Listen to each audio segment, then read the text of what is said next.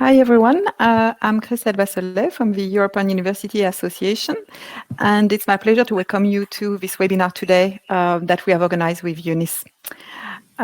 We are going to wait for people to arrive, but while we do that, I will give a very, very quick introduction to today's webinar and then leave Raymond introduce the topic.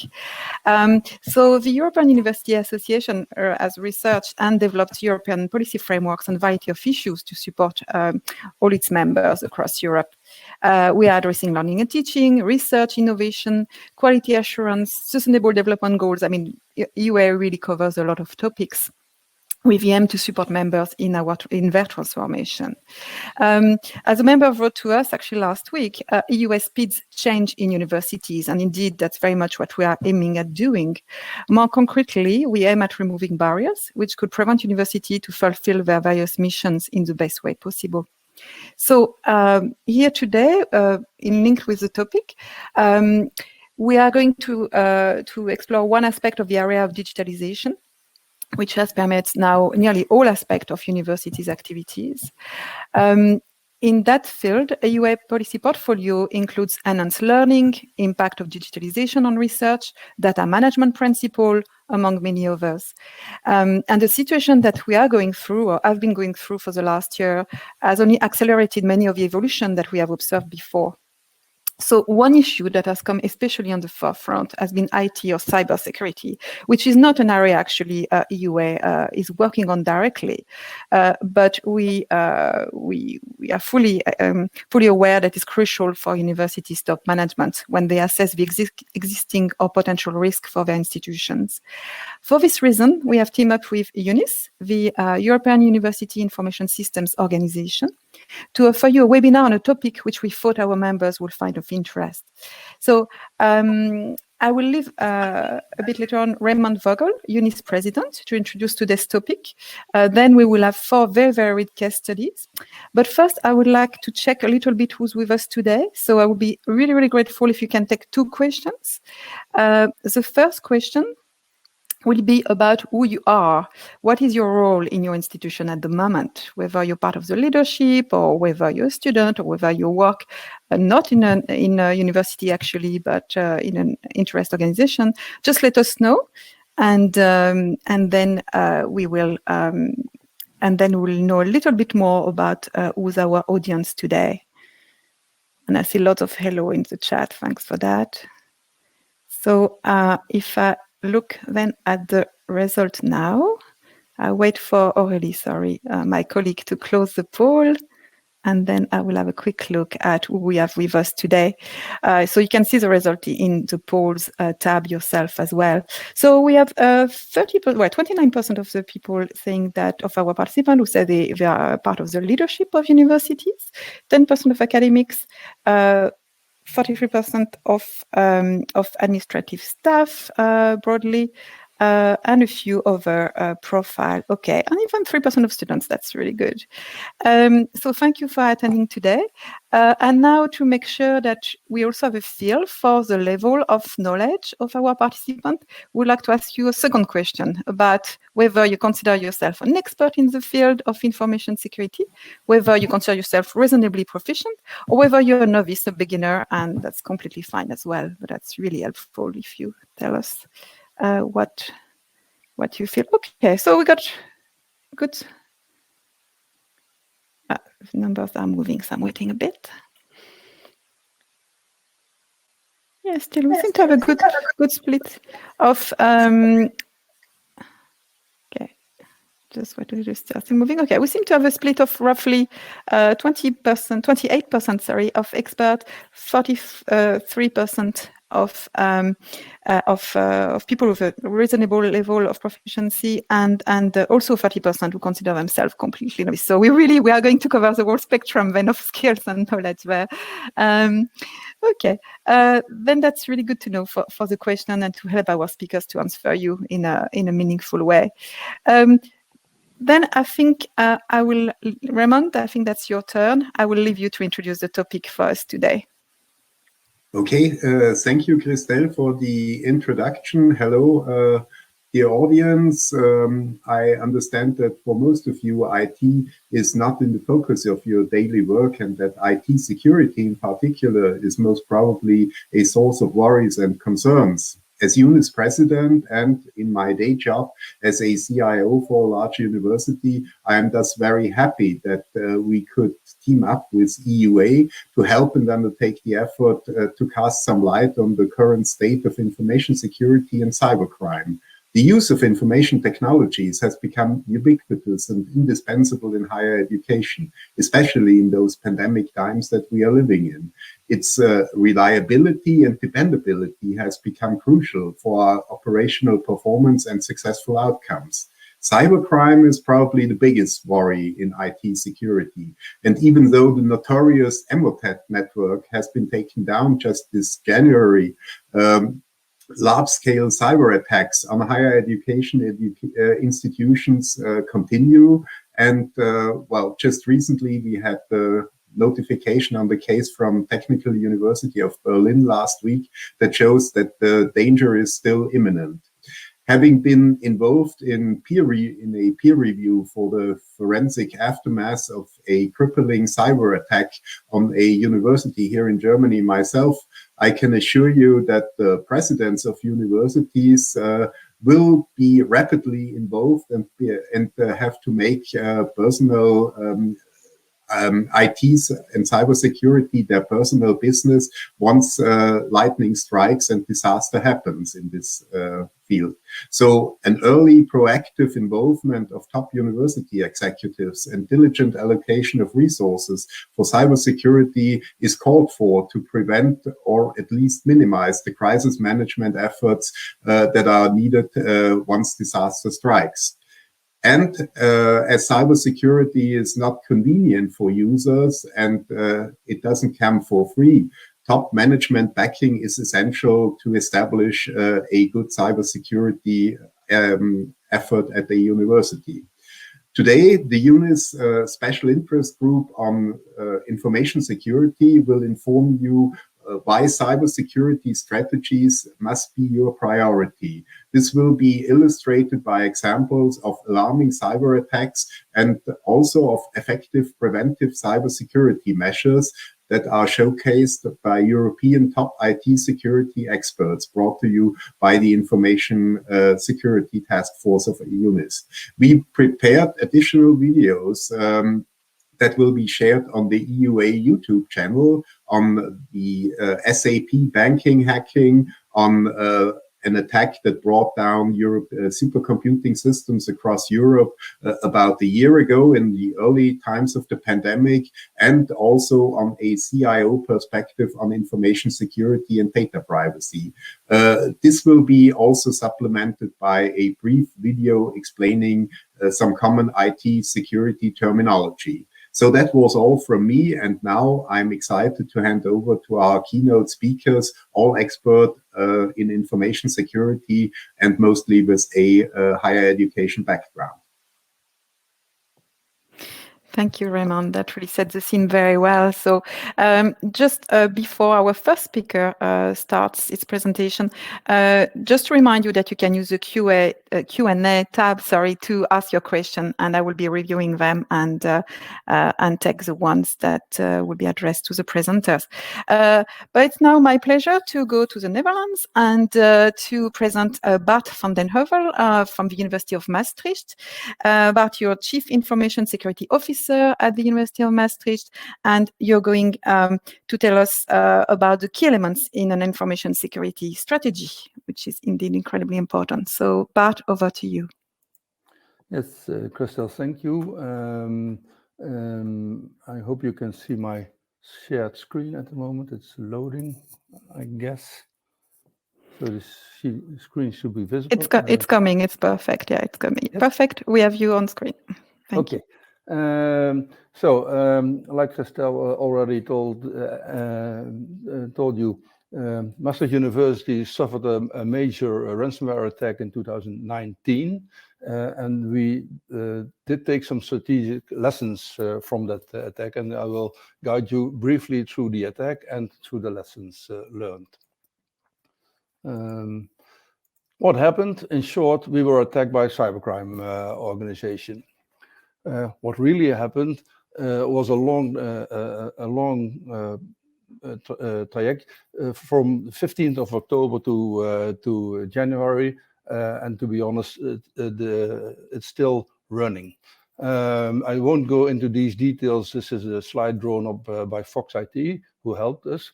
But the initial attack was at 15th of October and took less than a minute. In the months to come, October, November, December, a little bit more than 2 months, the hackers had a below radar manual activity on our network, also called lateral movement, and they discovered parts of our network to be able to perform the actual ransomware attack.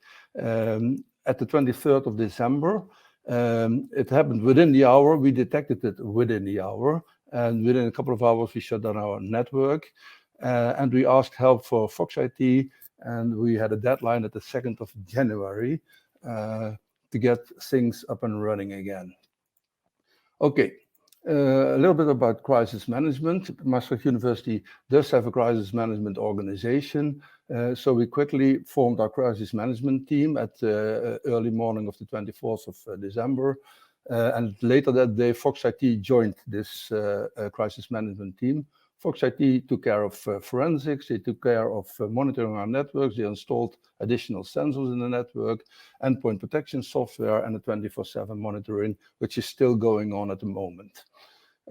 And important also is that Fox IT was a kind of external conscience for our organization, because we were new in this large attack field. In addition to that, we used knowledge of SurfCert, the National Research Network in the Netherlands, and the National Cyber and Security Center in the Netherlands. They could be consulted by us. The Maastricht University itself had to take care of an inventory of our systems and data, of isolation of data. We had to redesign our servers, redesign backup systems, mitigate the malware, rebuild systems. Obviously, we had to file an official report to the police and the Dutch GDPR regulator. But important question was, what are our crown jewels? Which processes, which data should be up and running in what time frame? It was for us quite obvious that the student portals should be live at the 2nd of January 2020, so more or less within a week, because the exams would start at the 6th of January, and study loss would be huge if we wouldn't get this target date. So, big question, to pay ransom or not to pay ransom. After checking up, we decided if we decided not to pay, it would cost us months to recover. So the deadline of the 2nd January wouldn't be feasible, and we would suffer huge losses. So after a very tough discussion in the executive board, we decided to pay, and we could start decrypting our systems at 30 December, and we were up and running again at 2nd of January, though with limited functionality. So, to go back to the stages of the attack, we had an initial attack, lateral movement, and actual ransomware attack. I won't go into all the details of this attack, but I will put the strategic lessons beside of it. First lesson, be prepared. You have to have a clear information security policy. You have to implement security and by design, security by default. You have to classify your assets, and obviously you have to implement measures. But also very important, you have to be informed. You have to install a cyber security operations center. You have to have a SIEM system, a security information and event management system. And in my opinion, you have to collaborate. You can't do it on your own. So you have to join a community of practice in your country or maybe in Europe, and you have to exchange threats and knowledge. And the last lesson I would mention would be responsive. Install a CSIRT, a computer security incident response team. Our CSIRT was within the hour on-premise during the attack, and within 2 hours we closed down the network and we could start rebuilding and analyzing. Install a crisis management organization, and practice. Charlie van Geneugde, one of the last keynote speakers, will go into this practice part.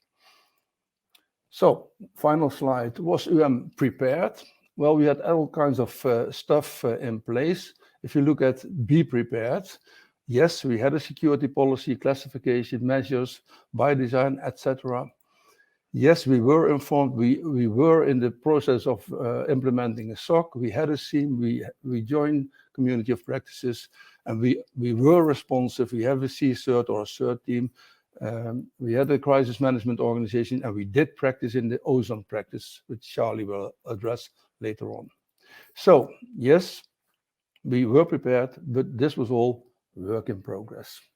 So that concludes my talk with my favorite quote: information security is no democracy. At best, it's a friendly dictatorship. So leaders should address information security and should take real decisions on this part.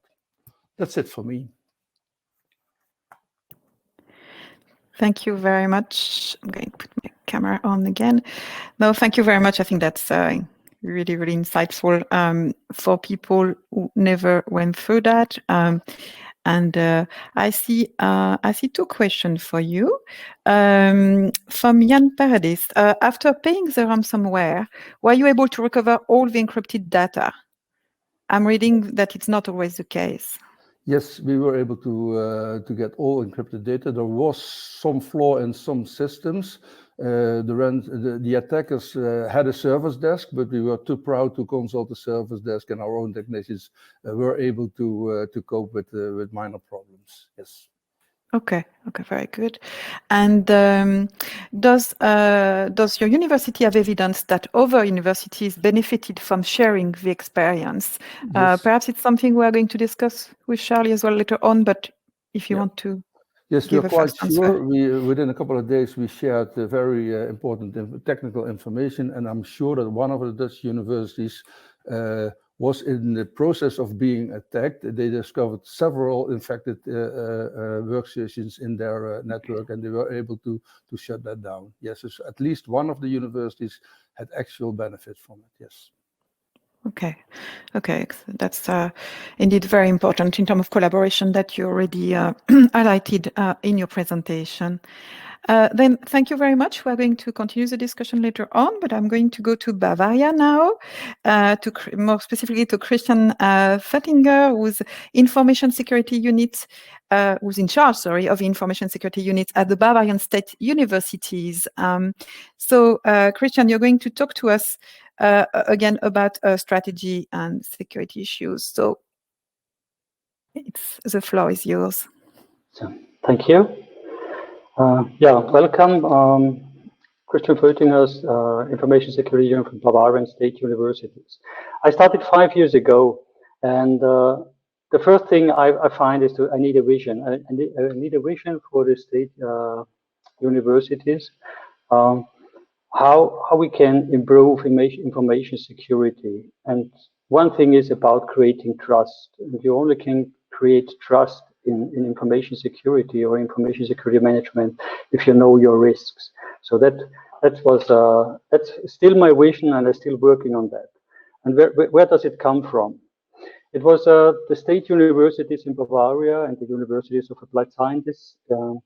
It's about nearly 30 institutions, and CIOs of these institutions discovered, well, in information security, nearly we are all equal. So we have the same problems, we have the same risks. We have research, we have education, we have student data, we have personal data from them, and we have very important research data. We have nearly the same networks, and so how can we deal with that? And if all 30 universities do their own thing, it will be an enormous amount of resources, costing resources to cover that. So they founded more or less the Information Security Unit to help all of them. And one of the tasks, and the biggest tasks, is to find a common method, how we can improve it on the single institution, but doing the same and on the same level and achieving the same goals. And that's at the end, after 5 years now, after some investigations and some steps, we decided to call it now a Higher Education Information Security Program. It's a program because it's multiple projects. It's not one single project you do and then you're finished. It's just implementing a process or a life cycle of information security management. Maybe some of you may know. And it's 6 steps that I will show you that may start this process, not finishing, starting it. And first I started with a let's see what controls do we have in place? What are the biggest things we are suffering from? So, and the result was I investigated nearly half of the universities, and we detected that there are a lot of technical skills. They're really good, established, good people working, have great ideas, but it's missing the organizational demands. Yeah, they don't know, are we doing the right thing? Are we really supporting research? Are we really supporting education at the right point? And does that all support information security in the same way? Yeah? So there was a little bit unsureness about the people doing the right thing. So we need this organizational framework given by the top management. Sorry. So first then we started defining policies. What are we covering? Are we just covering central institutions? Are we covering all the research departments? Are we covering the departments, management departments? What is the organization? And the next step was then defining also and define and classify your data. It's as Bart before said. So what we need is what are the golden nuggets and how to protect them. So we can't protect all of the data in the same way because it's not necessary and it's very costly. So we decided starting small, take an organization you may control. And then there was templates given for all the universities so they may easily do their information classification policy, to create an organization and to find a policy. Especially, it's not only about defining an organization. If you have, it's on its paper, you need it to get it in a living. Yeah. So the people need then also the power to do their jobs. They need money. They will need some maybe software, hardware. If you just invest in that, but especially they need time. It doesn't make sense giving tasks to people who don't have time to follow the workload. Yeah? And if you can't give the power to the people, then you are responsible as management. So give the workload to the people and give them time and budget. That's one of the things. And then you have a kind of security circle established in the universities, taking the demands from the faculties, from the departments, and define your borders for your information security management system. And then if you have that so far ready, you have your policy, you have an organization, you know where you want to go, so you have a goal, then publish it. Make it public to the people working in your university. Make it also public to the students. Make it public to the professors and lecturers. Yeah? So train them and show this security flag to your stakeholders so that everybody knows this university cares about information security. Yeah? And it's not only about installing firewalls and other technical stuff. It's kind of, you have to show that. Yeah? And then it's maybe some of you know about some information security risks and standards. So normally they start with defining your risks. What we find out is that mostly all of the universities already, they think about the risks, they cover the risk. They know about availability, confidential data, integrity of data and information. So it's not necessary to start with the risk in advance because, as I said before, what we are missing was the organizational framework. So you have to start with the organizational framework, and if that's ready, now we can cope the risks. Think about what is according to the classification we define, what are our golden nuggets? What is the most important data we need? What is the most important service? So and then define your levels. Can we keep it and turn it off for 1 week, for 2 weeks, for 3 days? So that's a decision that can't be taken by your CIO or by your IT department. It's taken by the management, by the top management, and you have to accept then all the risks. You have not to cover all and remove them all. You will have to take some risks to continue working. And at the end, and the last step is then, if you have ready implementing a risk system, you informed your people, you have your organization living this, and you have a policy, you know to go, then you can again review and control it and make reports. So because only if you have a report and you know if everything what you have done so far and the steps helps you to increase your information security and establish an information security management system. And without the report, you cannot follow up, you can't control it. So your leadership and governance is based on that. What you get is feedback from all these single steps and from the processes implemented for an ISMS. Because you can only build trust, and trust will follow the control. If you can't control it, you have to believe. And at the end, if you only believe, then maybe you only can pray. So what you have to do, define the borders for taking the risks, because you are accountable. But you don't have to cover the risks, but you have accountable, and you will stand in front of the media. Empower the organization, to give them the power to do their job. So force on their back, and don't let them go in an ebony tower. Control it, so that means check and demand reports, not about single tasks and how many attacks you have and stuff like this. No, just are my processes running fine? Is everything okay? Do you need more money? And things like that. And if there is a test about crisis management, business continuity, so please attend this, participate in this test, because for the people working on this, it's very, very important that they know that the leadership and the top management also supports it. That means a lot to the people, but that's maybe Charlie tell you more about that. So that was in the short, and I'm finished. Thank you. Very good. Thank you. Thank you. Just on time. Okay. Then I'm checking the question that have been published. I think there is a really great question about ransomware that I will address to the whole panel at the end. And otherwise, perhaps one question will be for you will be, you define six steps. Are they supposed to be taken consecutively, or how do you think people should organize themselves? Because it always looks very neat on the slide, but we know that reality is might diverge from that. Now, there are 6 steps means also 6 cornerstones. So it's not, doesn't mean you have to follow them strictly.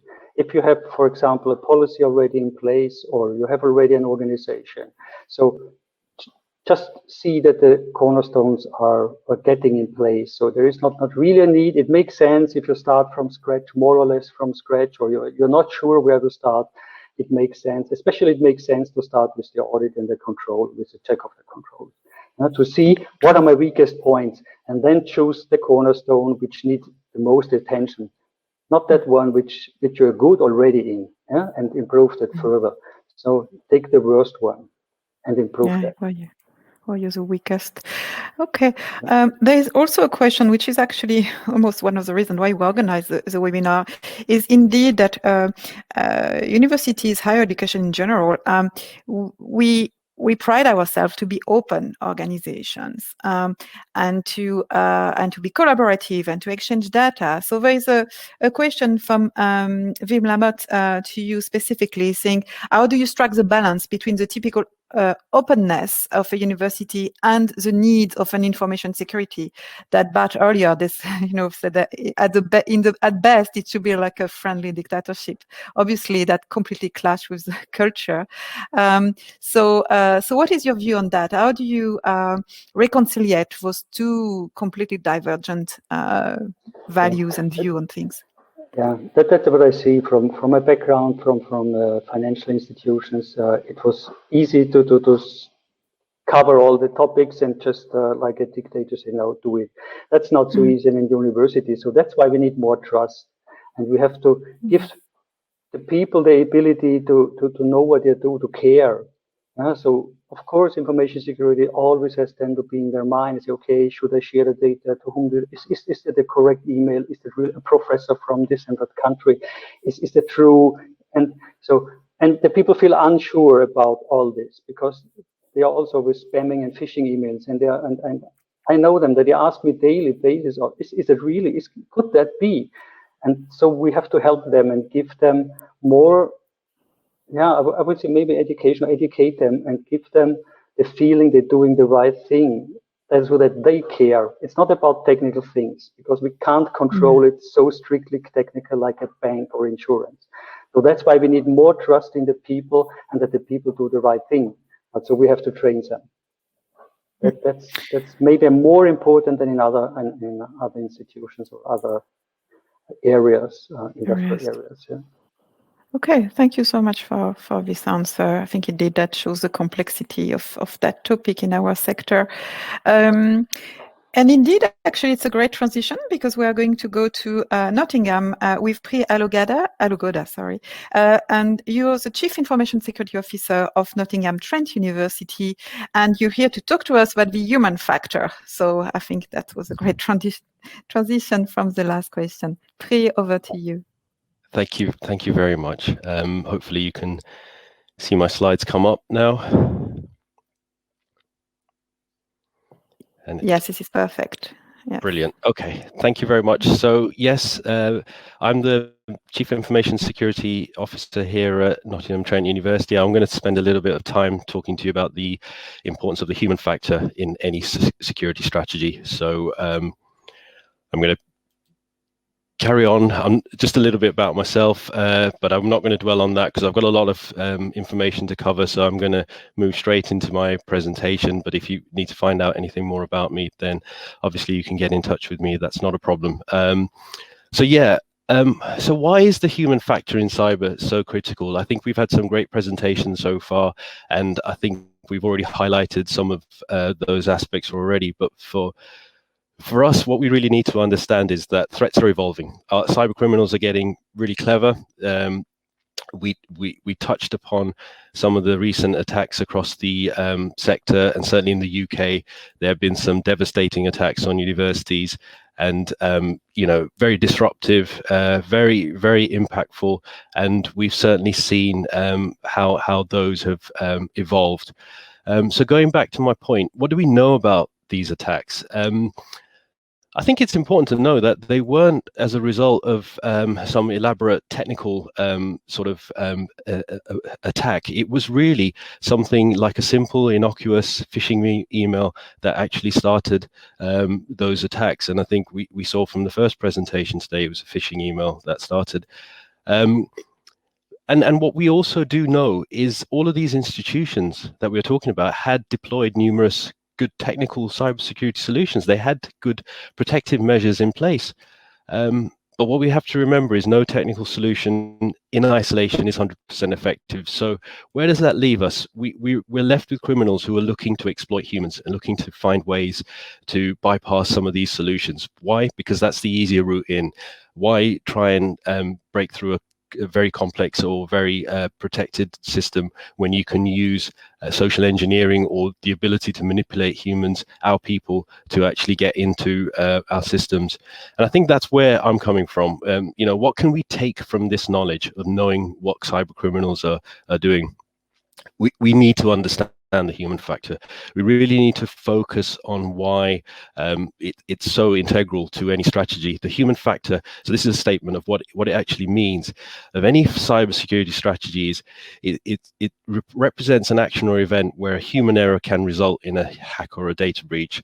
And some of the statistics are really important to look at. Big numbers, 90% of the times cyber attacks have happened due to human error. An IBM survey recently conducted said 95% of all successful cyber attacks caused by human error. So we know the threat is real. We know the human factor is real. We have to now factor in how we build that into our strategy, our overall strategy. Because look, at the end of the day, we're only human.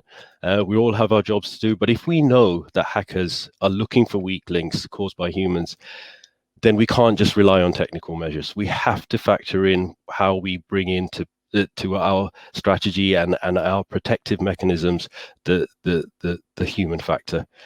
So what I'm advocating and what I'm going to talk a little bit more about is the focus being on both technical and human initiatives. So you have to work these things together. You have to interweave them so that they make up the most effective defense for your organization. So what I look at is a combined or a layered approach.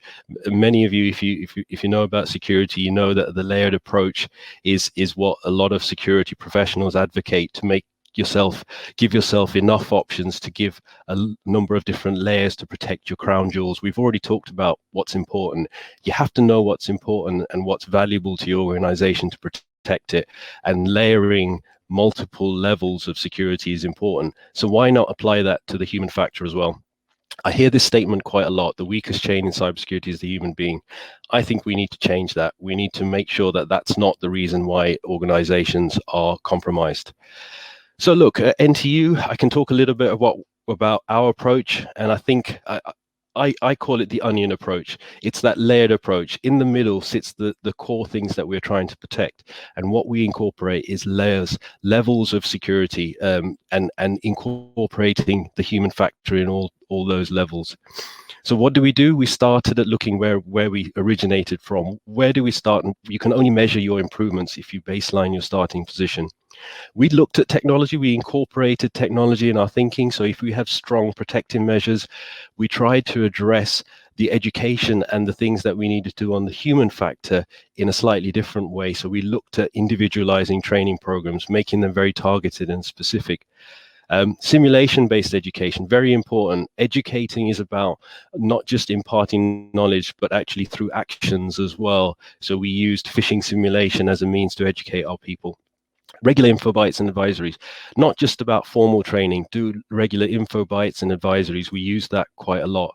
And also leveraging multiple delivery channels. We use social media, different platforms, the intranet, traditional measures, email. And we also performed cyber scenarios as well in the event of an attack, because no one is completely safe from these cyber criminals. You have to know what to do in the event of a scenario taking hold of your organization. But ultimately, what you have to focus on, and this is really important, you have to focus on security behaviors. You can't teach everyone everything about security. It's very hard to do that. So what you have to do is try and focus on security behaviors and move away from traditional delivery. In a pandemic situation, you can't do desk drops. You can't do little ways to kind of educate people at their desks. You have to be able to develop an all year round approach. So what do? We did a lot of training sessions on staying safe online. As I mentioned, we did phishing simulations. We tried to give people an objective of learning objectives. What do they need to know about working securely at home? How do they run an online meeting event securely? It's all about that human factor, trying to tap into what's important to them, trying to make it personal. We did phishing simulation exercises, and what we did was we made that supportive. We tried to educate them and give everyone some feedback if they were caught out by a phishing email. Understanding that if we are going to introduce some new security measures, try and explain what it is. So we introduced multi-factor authentication, telling our staff what that means to them and how it can impact them in their personal life too. And also, if something happened, we would treat it as a means to educate and making it a really positive experience. So my last thoughts, I'm conscious I'm coming out to the end of my time. Make it feel like we're all on the same journey. We're all trying to protect our institutions. No one wants to create a breach or find a way for someone to attack your organization. So we're all on this journey together. And engagement, that's the key to creating a security culture, because that's really what we're after, creating that security culture. and making cybersecurity awareness available, personal, and relevant. If you make it personal to someone and they feel like they can not just use it in the workplace, but also take it away and use it in their home life, they will more than likely pay attention to it. Give it a unique identity, make it relevant to your organization, and also make sure that you repeat the messages. Repetition is key, and the more that you can make it available on demand, the more that people will want to engage and be part of this process that you're going to put in place. And don't forget, awareness is a way of connecting with your audience, imparting information, creating that security behaviors that you want to encourage, and make sure that everyone is responsible and responsible for the security of the organization.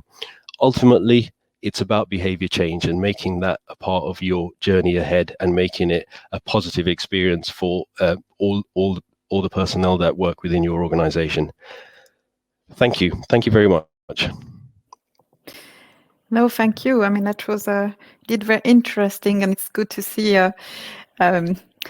IT program manager, or in your case, officer, to actually be happy to have users. Sometimes you want. So it was great to see this reconciliation again. And there's a great question in the chat about the students, because indeed we are talking mostly about staff, researchers, academic, administrative staff.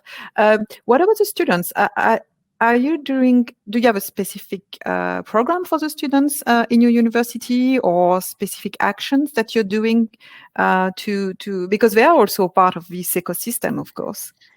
Yes, very good point. Yes, we do have, we publish regular advisories for our students as well. We try and keep that sort of information different and focused on their requirements. So we try and focus on some of the scams that are impacting on students. We make the training available as well, but we also try and make, it's very much about knowing your user communities, because if you know the types of individuals that are going to be following your education programs, you can tailor those types of information to them. So for students, the question is, right, what kind of scams and what kind of online behaviors are targeting them? And we share that information, and we make those resources available to them, and we change that regularly. It's important for students especially to keep it relevant and keep it very much focused on what's going on at the minute, because obviously the things that impact them can be very different to staff. Mm-hmm. Yeah, indeed. Okay, so you have specific actions, so that's interesting. There's a specific question about the your education material, because indeed it's very time consuming to also, when you address different audiences, to create this. Are you actually teaming up with an external partners, or is it internal? Are you organized at NTU? It's a combination of both. So we use external partners for our phishing simulation platform, which is a cloud-based platform, which is really, really powerful because they allow us to build our campaigns and also package sort of security awareness info bites. I've mentioned info bites and little small snippets. It doesn't always have to be big training programs. Little regular info bites are really important.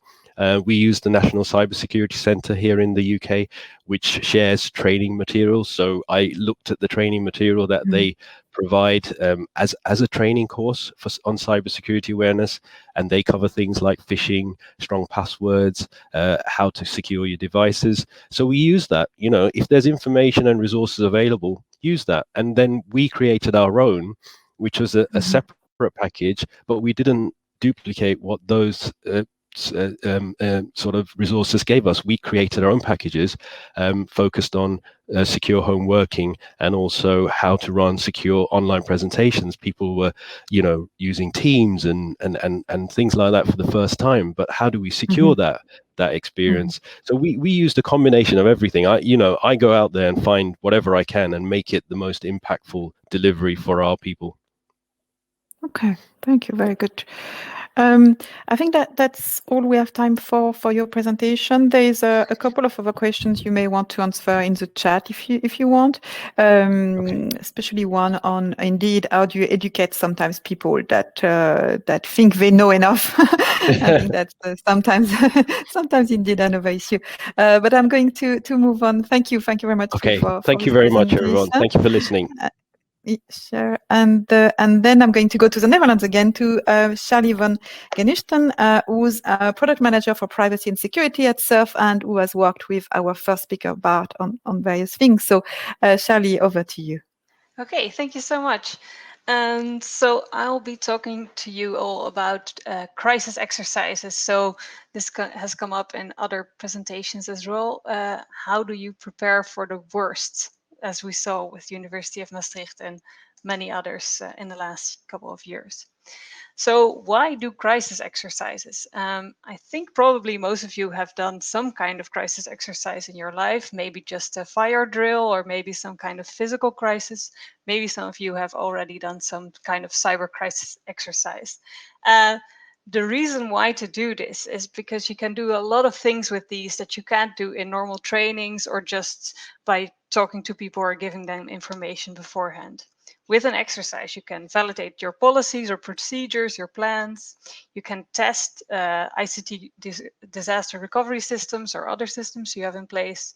You can train everyone in their roles and responsibilities. You can improve a lot of things, coordination and communication for most among them. You can identify opportunities for improvement and gaps in your resources, and you can provide a controlled opportunity to practice improvisation. So all these things are possible within a cyber crisis exercise and especially within a simulation exercise, which is what I'm going to talk to you about. We run a simulation crisis exercise once every 2 years in the Netherlands with all our constituents, and we call it Ozone. And I will tell you a little bit about that. So the setup of Ozone is that everyone who's in our constituency is able to join. So we have universities, University of Applied Sciences, vocational education, university hospitals, and also some big museums and libraries in the Netherlands. They can all sign up if they want to. Most of the time we get about 50 organizations playing along in the end, and they will have one full day of simulation exercise. A simulation means that you can work from your own workplace. You start the day as if it is a normal day, and then you get sucked into this crisis that we prepared beforehand. We have things like media simulation and journalists that are actually calling up to really implement that pressure from outside. And we have technical index for the operational level, so people can actually find something in their systems and then report about that to another level. And this way you can really go into that escalation of a crisis from your operational level to your tactical level up to your strategical level, or sometimes down if we start the injects at the higher level. In the end, we have about 1,000 people who play along throughout the country and really try to collaborate.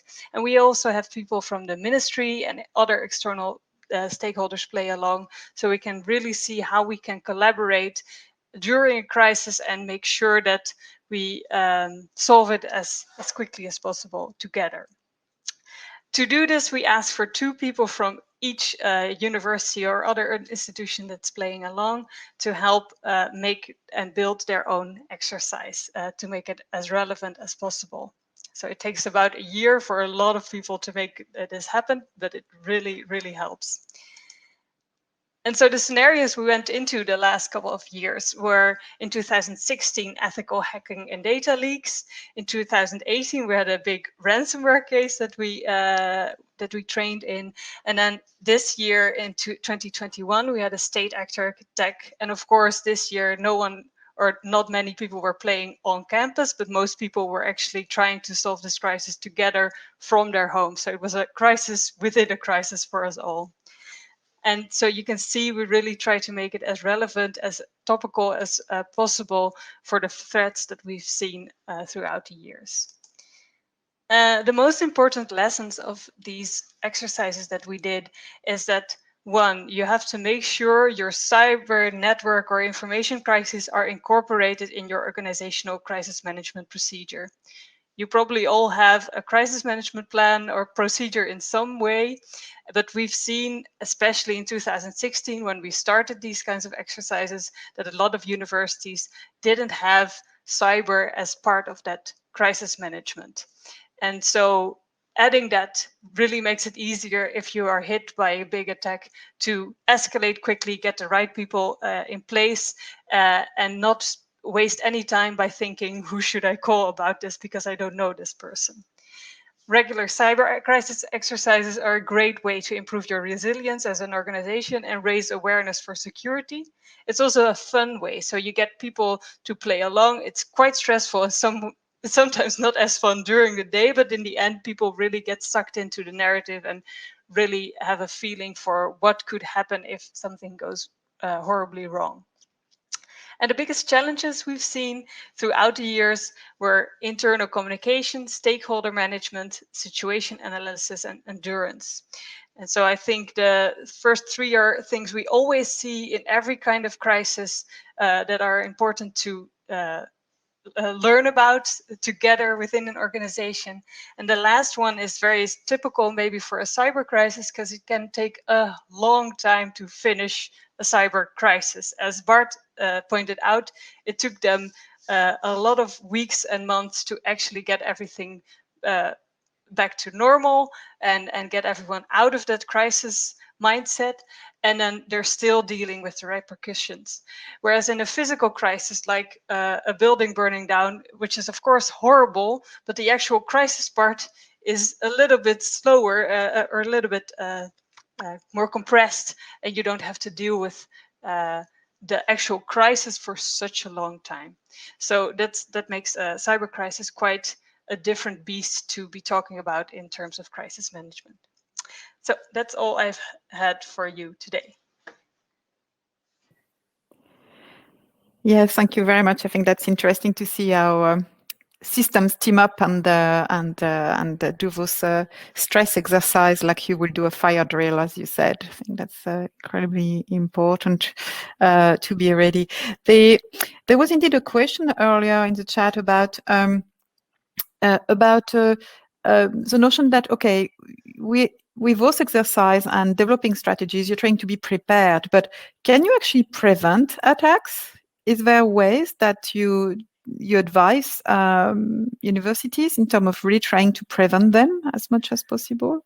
Well, of course, the things that Christian talks about and Pri as well are things to prevent attacks. But as Pri also pointed out, you can have all the security measures in place technically, and you can even try and make everyone as aware as possible. But if one person clicks on the link, a phishing email, you can easily get into a problem or an incident. So I think you can do a lot of things to make sure that it is a less likely thing to happen, but it's very hard to ever say that you're 100% covered. That's not possible. Okay, thank you for that. Perhaps then now I'm going to ask a question to everyone. If the speakers want to come back, show their camera. I think one thing that seems to be a perception is that actually our sector, universities, are especially at risk because of their values, because of sharing, because of collaborative tools that they are using in ways that often are very difficult to mainstream. So do you think that, and also of course, there could be a lack of investment in cybersecurity. Do you think that's true? Do you think that our sector is more at risk than other sector? And then what should be done to make sure that we are not? So I don't know if perhaps Raymond wants to start, and then I will go to Bart and Christian. Okay, thanks, Christel.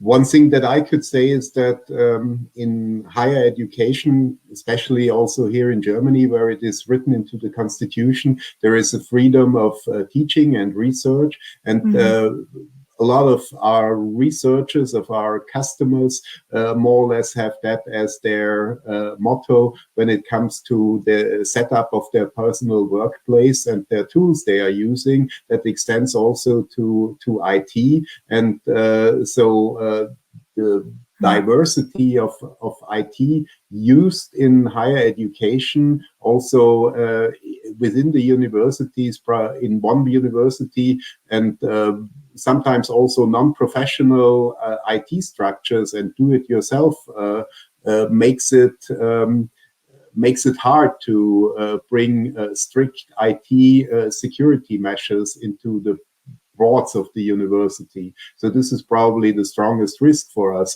But otherwise, it also makes us resilient. So we heard about lateral movements. So when you have a very diverse IT system, lateral movement is a challenge for an attacker in a way. And also, it was easy for us to relocate our workforce into home office because they're also very self-motivated, have their own equipment provided. So that also makes us resilient in a way. So in a way, easier to attack, in the other way, more resilient.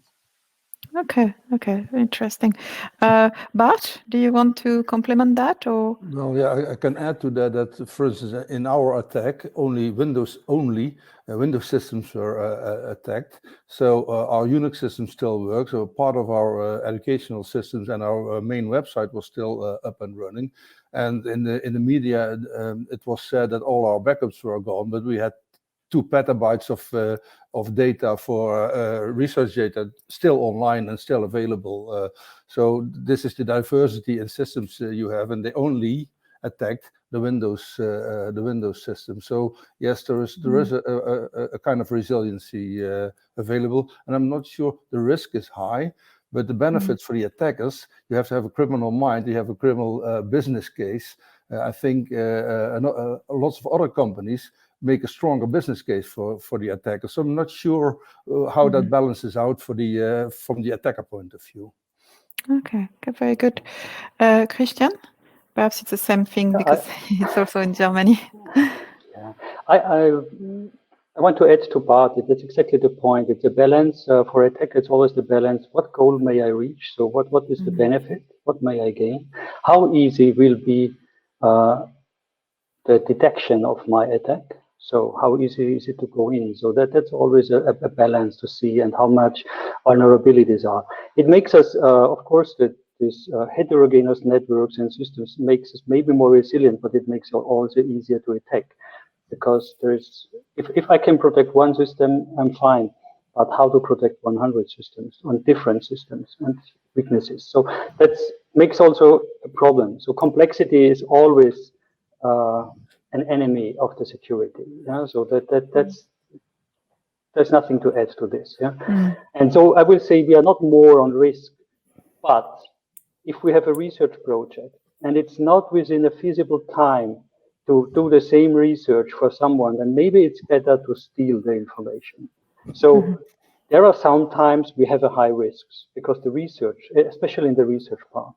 So that's as I say. So we have really to see, and often I get research and they ask me, okay, what is the risk? Okay, what are you researching in? Is it easy to rebuild? How long will it take? How much does it cost?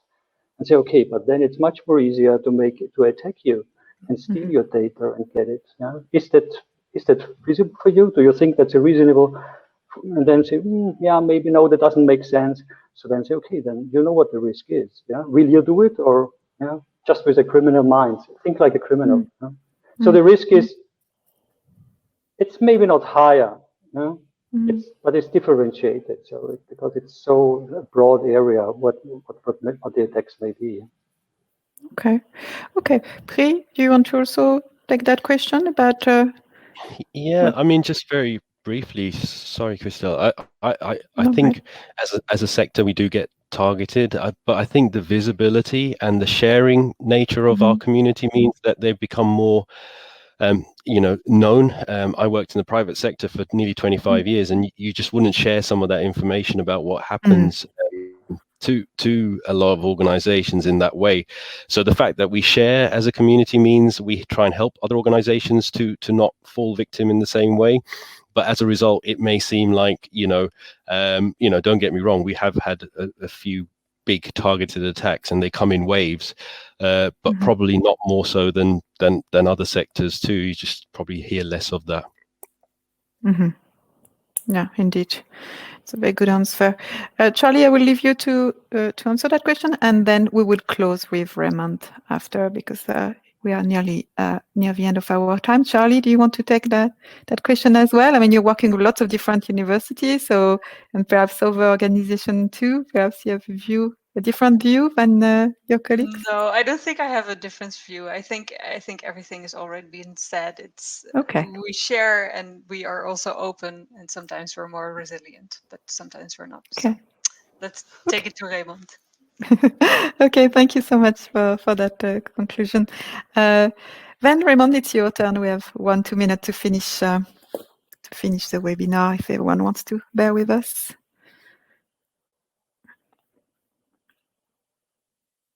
You need to unmute.